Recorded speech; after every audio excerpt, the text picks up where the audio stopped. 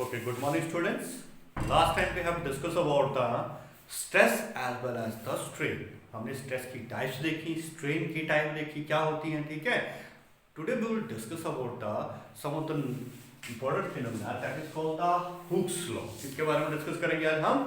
Hooke's law के बारे में डिस्कस करेंगे. तो देखो Hooke's law होता क्या है, ठीक है. फॉर मटेरियल के लिए इसने एक लॉ दिया था. इसने क्या बोला था कि स्ट्रेस जो होगी which we are applying to a material, ठीक है, stress is directly proportional to the strain. किसके डायरेक्ट प्रोपोर्शनल होगा? ये स्ट्रेन के. इसका मतलब क्या हुआ? मतलब जितनी ज्यादा हम किसी चीज के ऊपर स्ट्रेस डालेंगे तो स्ट्रेन भी उसके अकॉर्डिंग ही होती चलेगी. क्लियर हुई बात ये? तो whenever we remove this proportionality sign, तो स्ट्रेस इज इक्वल टू, यहां पे कांस्टेंट लिया जाता है, that is called the E. E is called the elasticity. Is directly proportional to the strain. Here E is equal to what? Elasticity of the material. Elasticity of the material. कि material की elastic limit कहां तक है, elasticity कहां तक है, ठीक है. That is called the elasticity of the material. तो by using this formula we can write it as elasticity is nothing but it is the stress applied on the body to that of the strain. strain भी बात ये, ठीक है. Elasticity क्या होती है? It is the stress applied on the body to that of what? Strain. कि जब हम उसके ऊपर स्ट्रेस अप्लाई कर रहे हैं तो स्ट्रेन कितनी आ रही है. But this is valid up to the elastic limit of the material. Elastic limit का मतलब क्या हुआ कि जब हम किसी हेयर बैंड को खींचते हैं, स्प्रिंग को खींचते हैं, अगर उसको रिलीज कर दे रहे हैं तो वापस अपनी पोजीशन को रीगेन कर लेगा. लेकिन एक लिमिट ऐसी होती है जब हम उसको बड़ा ज्यादा खींच देते हैं तो फिर वो वापस अपनी ओरिजिनल पोजीशन को रीगेन नहीं कर पाता है. That is called the elastic limit, ठीक है. तो इसी को हम क्या बोलते हैं? इलास्टिसिटी, ठीक है. जैसे इसमें ना एक्सपेरिमेंट जैसे हम कंसीडर कर लेते हैं. स्प्रिंग लिया इसने, इस तरीके से स्प्रिंग जो है बनाया, यहाँ पे एक पॉइंटर ले लिया, एक स्केल मान ली इसने, स्केल का पैरामीटर देखा, पॉइंटर इसके साथ कनेक्ट कर दिया. जैसे ही मैंने स्केल के साथ मान लो 10 ग्राम का वेट इसके साथ लगाया, ठीक है. तो 10 ग्राम के वेट के साथ के पॉइंटर जो है थोड़ा नीचे शिफ्ट हो जाएगा, ठीक है. यहाँ पे आ जाएगा 10 ग्राम के वेट के साथ. तो इसने देखा कि यहाँ से यहाँ तक कितना चेंज आया. मान लो 2 से ये 4 पहुंच गया. अब फिर से मैंने क्या किया, 10 ग्राम का वेट और ऐड कर दिया, ठीक है. तो इसका पॉइंटर जो है और ज्यादा नीचे चल जाएगा क्योंकि बार बढ़ रहा है ना, वेट बढ़ रहा है, वेट बढ़ रहा है, तो उसकी वजह से पॉइंटर भी शिफ्ट होता गया, ठीक है. लेकिन जब उसने दोनों के बीच का डिफरेंस देखा तो 2 आया, यहाँ पे भी दोनों का डिफरेंस देखा तो 2 आया, और वेट भी हम इक्वलाइज ही कर रहे थे. तो इसने बताया कि जो स्ट्रेस है, स्ट्रेस जो है, स्ट्रेस क्या है? जब हम वेट डाल रहे हैं, फोर्स अप्लाई कर रहे हैं, वेट जो है क्या, one kind of the force. ये जो स्ट्रेस है वो स्ट्रेन के ही इक्वलेंट है, प्रोपोर्शनल रहेगा ये, ठीक है. क्या रहेगा? प्रोपोर्शनल. यानी कि देखो स्ट्रेस डाला, स्ट्रेन कितनी आई? 2 सेंटीमीटर की. स्ट्रेस डाला, स्ट्रेन कितनी आई? 2 सेंटीमीटर. तो it will produce a straight line. जितनी ज्यादा मैं स्ट्रेस डालता जा रहा हूं उतनी ही ज्यादा स्ट्रेन आ रही है. स्ट्रेस डाली मैंने और स्ट्रेन, यहाँ इसको रिप्रेजेंट करते हैं स्ट्रेन. स्ट्रेस मान लो 10 ग्राम डाली, स्ट्रेन कितनी हुई? 2 यूनिट की. स्ट्रेस फिर से 10 ग्राम डाली, ये 20 हो जाएगा, स्ट्रेन कितनी आई? 4. फिर 30 हो जाएगा, स्ट्रेन कितनी आई? 6. मतलब दोनों क्या है, आपस में प्रोपोर्शनल है. लेकिन ये प्रोपोर्शनैलिटी कब तक रहेगी? एक इलास्टिक लिमिट तक रहेगी. एक एप्रोप्रिएट लिमिट होती है स्प्रिंग की, जहां तक हम इसको वेट को डाल दें और उस वापस वेट को हटा दें तो वापस ये स्प्रिंग अपनी ओरिजिनल पोजीशन को रीगेन कर लेगा, ठीक है. बट इलास्टिक लिमिट से ज्यादा अगर हम इसके ऊपर वेट डाल देते हैं तो क्या होगा? बड़ा ज्यादा नीचे चला जाएगा. अगर नीचे चला गया और फिर से मैं वेट हटाता हूं तो वापस ये ओरिजिनल पोजीशन रीगेन नहीं कर पाएगा, वो यहीं पर अटक कर रह जाएगा, ठीक है. That is called the elastic limit. तो ये इसी चीज को ही रिप्रेजेंट कर रहा है, ठीक है, कि stress is directly proportional to what? Strain. और कहां तक होगा ये? सिंपली इलास्टिक लिमिट तक ही वैलिड होगा ये. So we can say that the elasticity of the material is nothing but it is the ratio of the stress to that of the strain. अच्छा यहाँ पे हमने गड़बड़ कर दी है, स्ट्रेस लिखा जाएगा, ठीक है. Stress to that of the strain इसी के ही रेशियो के बराबर होती है. समझा रही बात सभी को ये? Okay, next we will discuss about the modulus of the elasticity. अभी हमने डिस्कस किसके बारे में किया, हुक्स लॉ के बारे में देखा, ठीक है, कि हुक्स लॉ क्या होता है, इलास्टिसिटी जो डिपेंड करती है वो किसके ऊपर डिपेंड करती है, the ratio of the stress to that of the strain. Stress हम कितनी अप्लाई कर रहे हैं और स्ट्रेन कितनी आ रही है, ठीक है। तो अब हम डिस्कस करेंगे modulus of elasticity. Modulus of elasticity is nothing but it is represented by E, that is the ratio of the stress, जैसे अभी हमने पढ़ा stress to that of the strain, इसका रेशियो होता है stress to that of the strain. अब ये modulus of elasticity को हमने अलग अलग 3 कैटेगरीज में डिवाइड किया हुआ है, ठीक है। जैसे फर्स्ट कैटेगरी हमारे पास आती है यंग्स मॉडुलस, यंग्स मॉडुलस बोला जाता है इसको, ठीक है।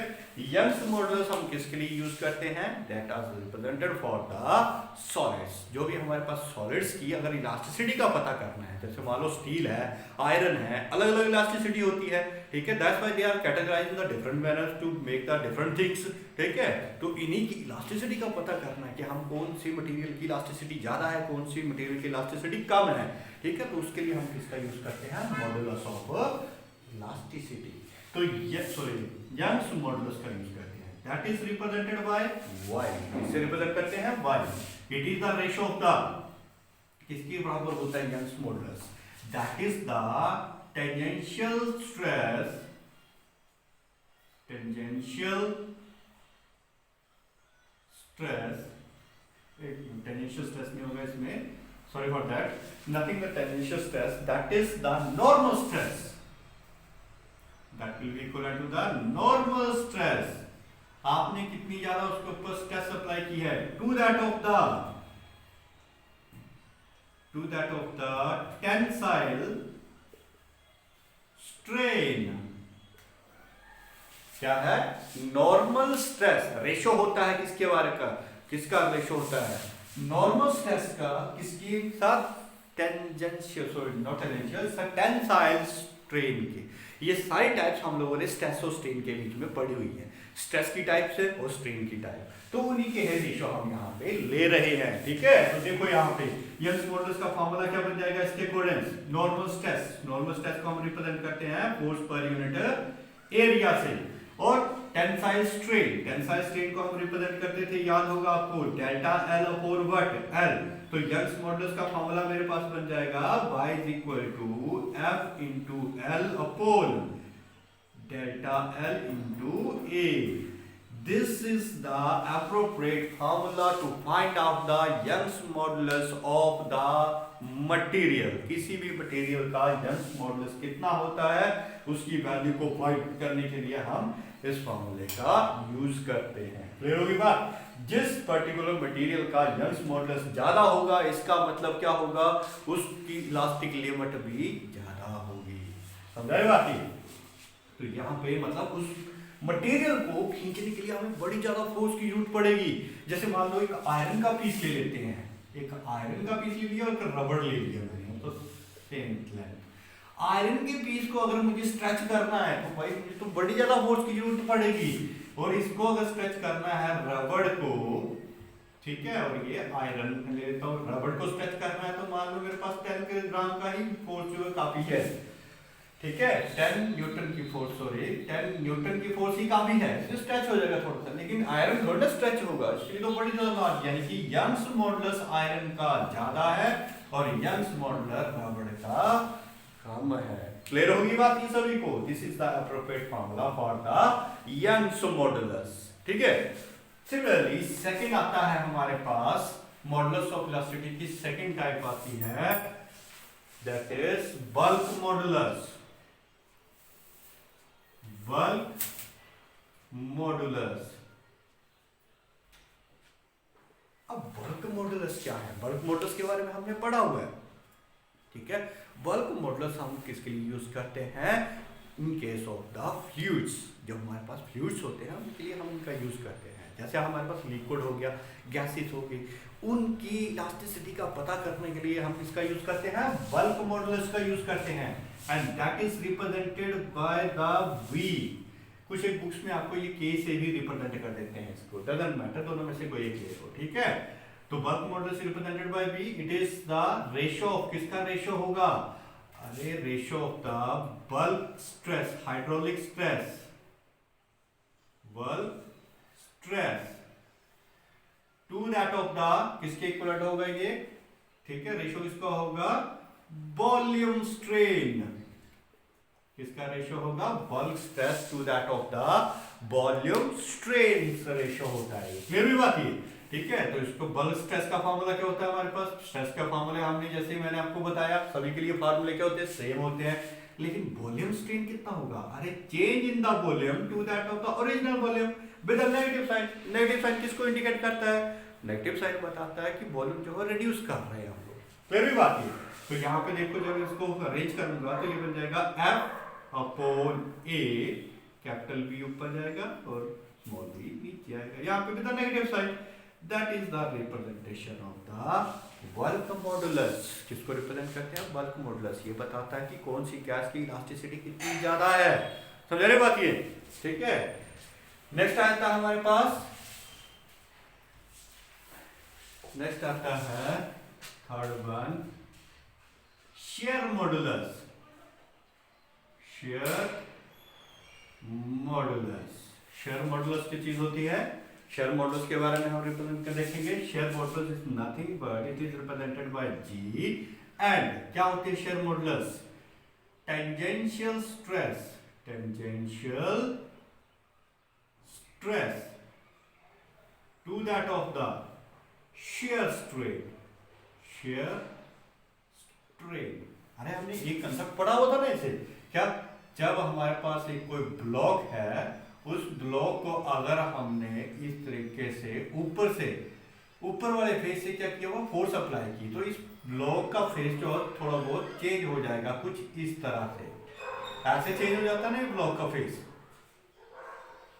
ये अपर फेस जो है ब्लॉक का कुछ इस तरीके से चेंज हो गया। कितने डिस्टेंस से चेंज हो गया ये, अरे ये कितने डिस्टेंस से चेंज हुआ, अपर फेस, लोअर फेस तो वही रहा लेकिन अपर फेस जो वो चेंज हो गया, ठीक है। कितने डिस्टेंस से, x, और कितने एंगल से चेंज हुआ था, ये थीटा एंगल। इसी की ही रेशियो को हम क्या बोलते हैं, शेयर मॉडुलस। अगर हमने किसी मटेरियल को ट्विस्ट करना है, थोड़ा सा घुमाना है उसको, ठीक है, मोल्ड करना है थोड़ा सा, तो उसके लिए हमें कितनी स्ट्रेस की जरूरत पड़ती है, that is called represented as the shear modulus बोलते हैं।